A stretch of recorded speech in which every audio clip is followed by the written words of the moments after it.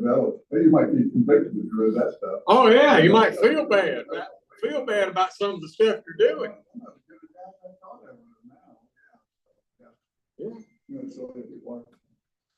Yeah, Paul said that the law told him what sin was. Oh goodness. Yeah. So okay. So it's confusing to a lot of traditional Christians about the fact that Paul circumcised Timothy. So you'll hear people sometimes say, well, there's all these contradictions in the Bible. And so I call them apparent contradictions that can be reconciled with study. They don't use contradiction, nothing more than stuff that context. But it is plain. I feel more equipped to do that now than I ever felt before. Let me go back one way. People want to do that. Yeah. People want to think, hey, I love Jesus and go out in the parking lot and do whatever. And I'm okay. As soon as I drive out of that parking lot, I can do whatever I want. I was worried about the word of God. I can do whatever I want. And that's sad. Sure. That's like Jimmy Buffett. I heard him once say there's a thin line between Saturday night and Sunday morning. Yeah, exactly.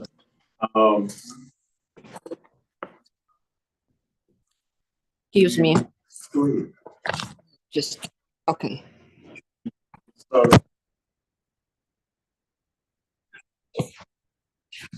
I'm sorry. I don't know how to. Yeah. So you have, and I found this a few years ago that apparent contradictions are not the that you would have midrashes where a sage would take two things that are seemingly at odds, and then near the end, his final words would be, and so as you see, there is no contradiction here. And so this is not this line of explaining through study and reconciling contradictions is something that is age old and what we're called on to do. So now we understand from the lesson that Paul was not changing his mind. Sometimes I've heard that, well, Paul just needed to do that to placate some local people because, his mother was, if they even knew that his mother was Jewish, that was just a special exception Paul made. But the fact is, it was no exception at all. But Paul's, in most Christians don't understand that that being Jewish is matrilinear instead of patrilinear, and I didn't most of my life. Yes, go ahead. Yeah, with that in mind, it made me think of it today when she mentioned that there's two genealogies of Christ. Yeah. Yeshua, of the Exactly. Messiah. One through Joseph, Right. and one through Mary. Yes. So they think it's a contradiction, but they're not really tracking back where it's actually stemming from. Exactly. That would make sense. Yeah. And so we see that Timothy's circumcision was fully consistent with what we've learned in the last few weeks that Paul taught.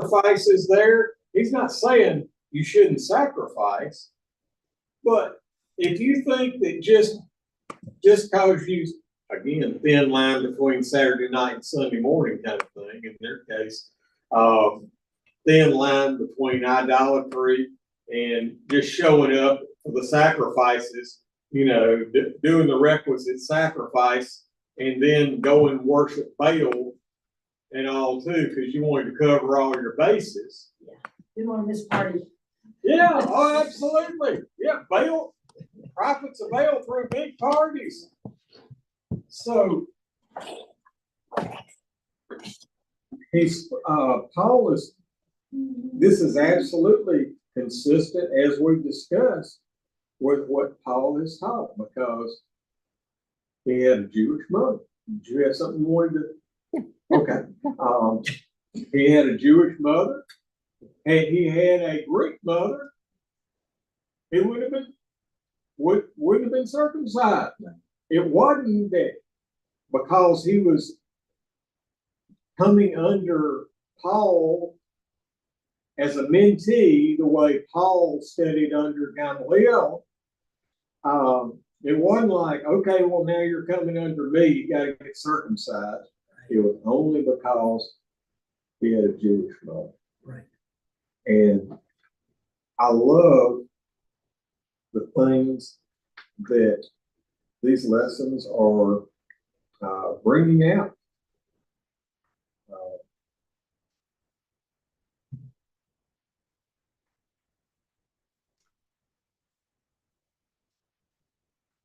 Paul gets a vision in the night.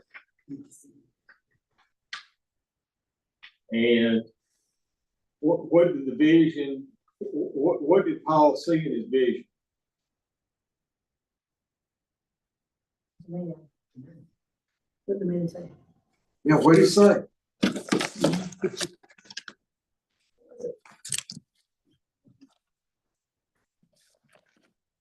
What did the man say?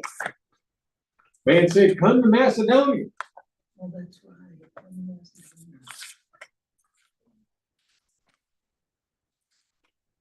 Yeah, Let's do Macedonia and help us. yeah. Well, that wasn't on their way. No, it was absolutely not on their way. It was quite a trek. Yeah. And so, yeah, here's Macedonia. Yeah. They were over there. So, yeah, it's that. I was in the lesson. I talks about he immediately woke up Luke and a few of the others, and I thought to myself, well, that makes a lot of sense. Nowadays if we woke up, we just kind of turn on the light and write it down to make sure we didn't, go back to sleep and forget it. Well, of course, they didn't have, those materials weren't available, pencil and paper, pen and stuff like that. And a light. Yeah, they didn't have the luxury. Yeah. So he woke up and shared with them so he wouldn't forget it.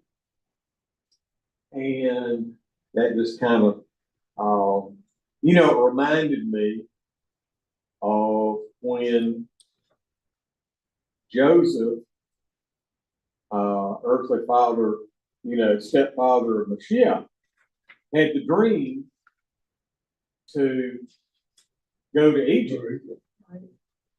He woke his family up in the middle of the night, loaded up, headed out, obeyed. And there's another instance of that too. I'm trying to remember where somebody got a dream saying go somewhere. Wasn't it Philip? Huh? Philip?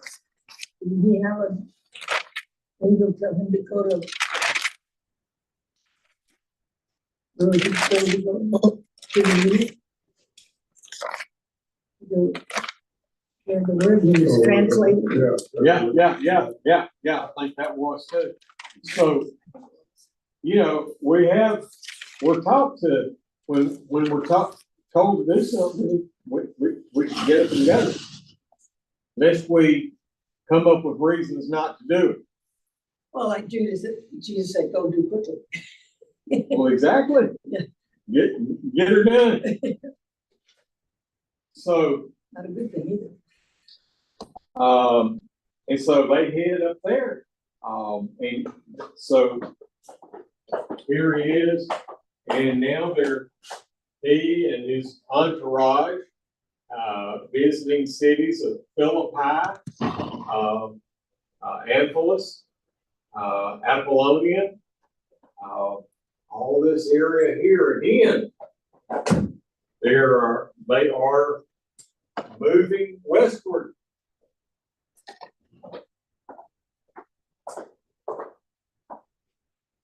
So he receives the vision, and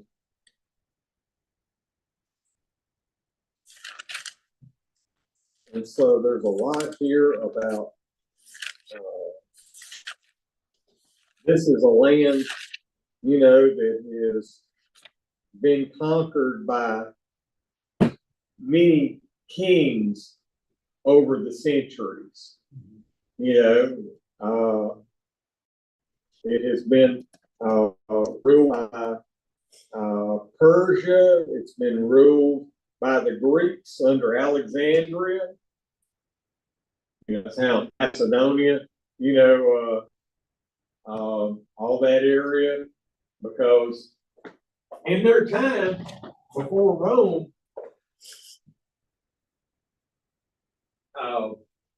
the Greeks had a period that they were a force to be reckoned with.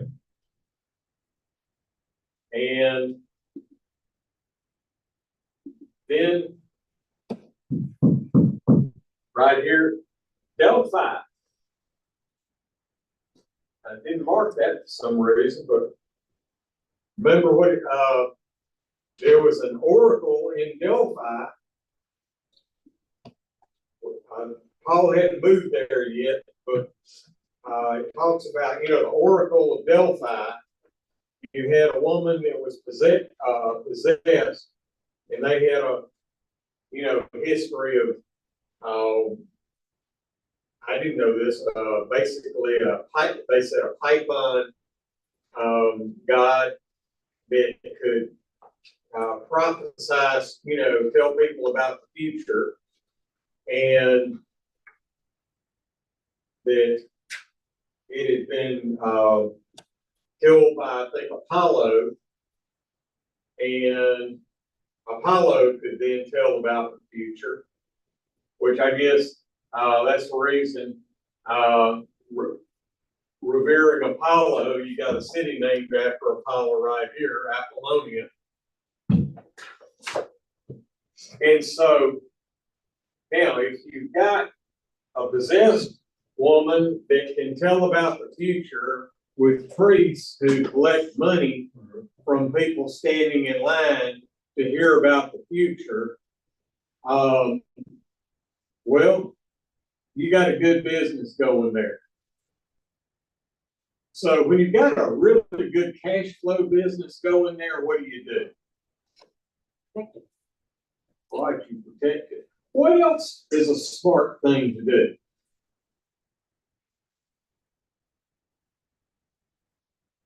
Franchise. Oh, okay. McDonald's. So,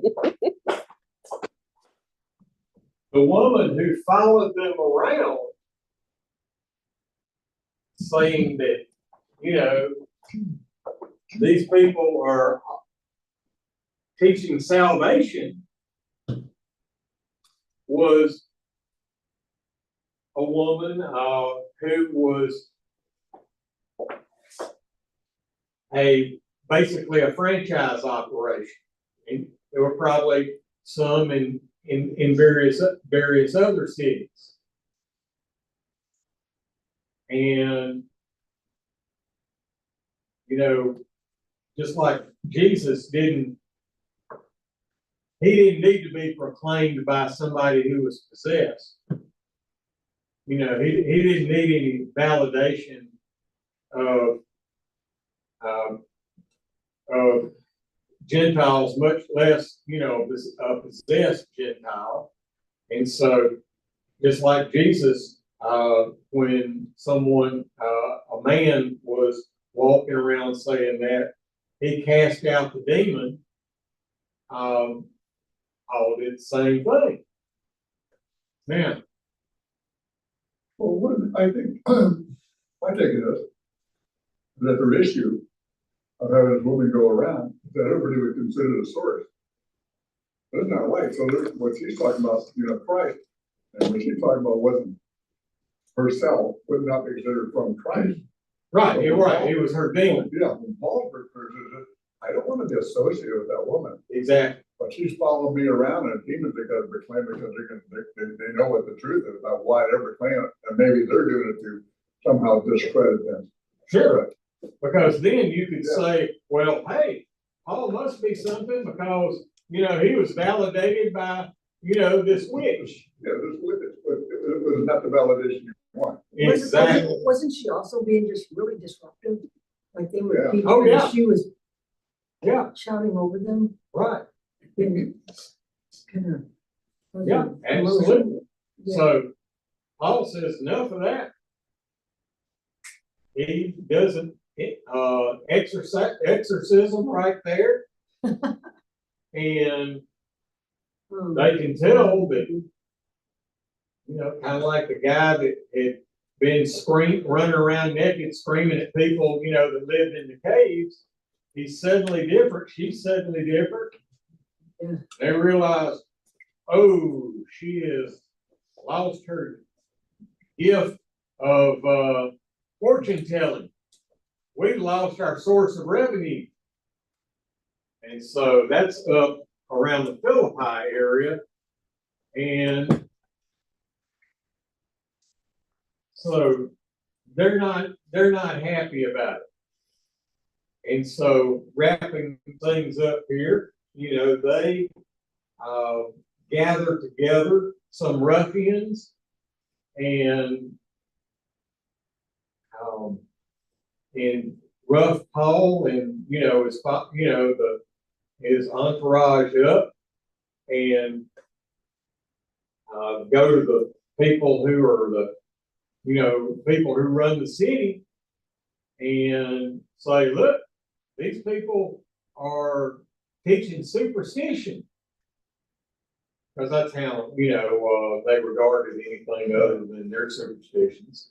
And so the people, you know, the leaders of the city go out there and immediately arrest Paul and Silas, rough them up.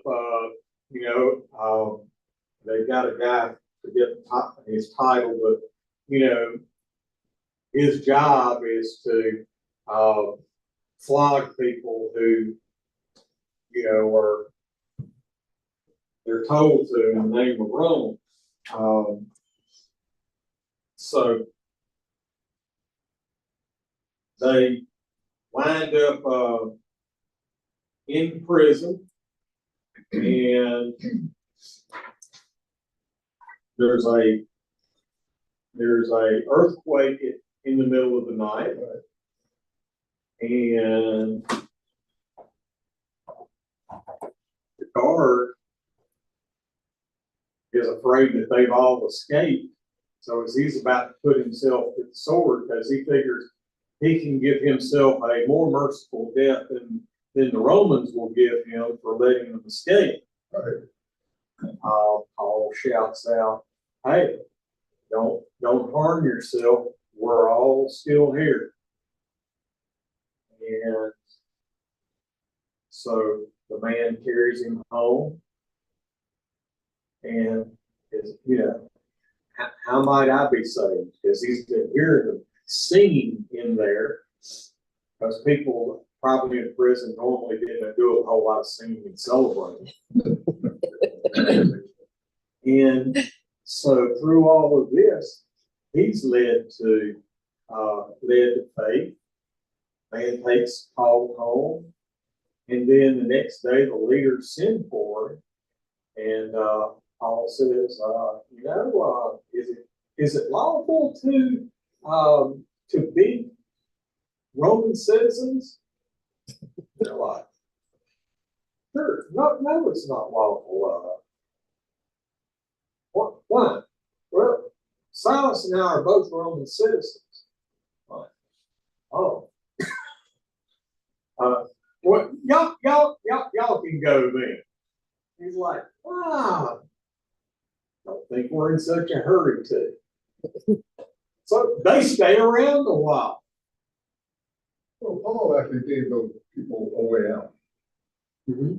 Otherwise, they would have to kill a bunch of people. They had to get them a way out, and they did. Yeah. Well, Paul would actually be merciful and playing their old music back to them, because otherwise it would have been. Yeah, you kind of owe me a favor. Yeah, but I'm gonna give you a way out. Yeah. But also this shows people that it is so important that your testimony back to what you said, what you claim to be. And that was the case for Paul. I mean, he could have, okay, hey, we're set free, we'll walk out of here. But he said, but a testimony will be better if I sit right here and show my mercy and love towards this person. Yeah. So that validate our testimony is so. Yes. Okay, we're out of time. Yeah, there's way more here than what we can touch on, but sounds like you studied the lesson. Again, there's so much in here. This is one of those that's it's just full of blessings here, and so we can give thanks to Yeshua for letting us see